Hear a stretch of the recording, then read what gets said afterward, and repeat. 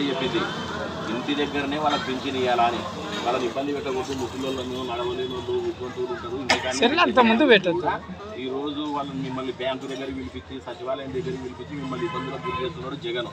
రేపు ఎన్నికల్లో తెలుగుదేశం వచ్చి అధికారంలోకి వచ్చిన వెంటనే మీ పింఛన్ 4,000 రూపాయలు, వికలాంగులకు 6,000 రూపాయలు. ఇప్పుడు వికలాంగుల పింఛనే పెంచలే జగన్. చంద్రబాబు ఇచ్చిన 3,000 ఇస్తున్నాడు, ఒక్క రూపాయి కూడా పెంచలే. కానీ ఇప్పుడు రేపు మనం 500 ఉన్న పింఛన్ని వికలాంగులకు 3,000 చేసే చంద్రబాబు నాయుడు సార్. మీకు 2,000 ఉన్న 200 ఉన్న పింఛన్ని 2,000 చేసే చంద్రబాబు నాయుడు. మీకు 3,000 పింఛన్ ఇస్తా అని 250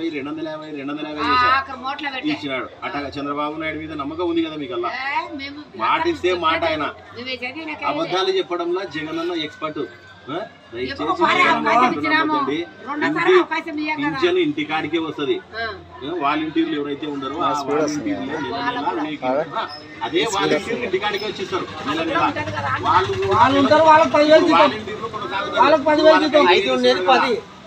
వాళ్ళకు 5,000 ఇస్తున్నాడు జగన్ అన్న. చంద్రబాబు సారు వాళ్ళకు 10,000 జీతం ఇచ్చి వాళ్ళ ద్వారానే మీకు నెల నెల ఇంటి దగ్గరనే 4,000 రూపాయలు పింఛన్ ఇవ్వబోతున్నాడు. వికలాంగులకు 6,000 పింఛన్ ఇవ్వబోతున్నాడు. ఇప్పుడు జగన్ అన్న ఇంటి పన్ను పెంచారు,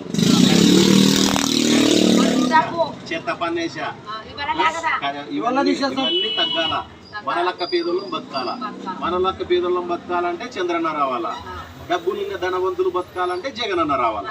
మీరే ఆలోచించండి. 2 ఓట్లు వస్తాయి.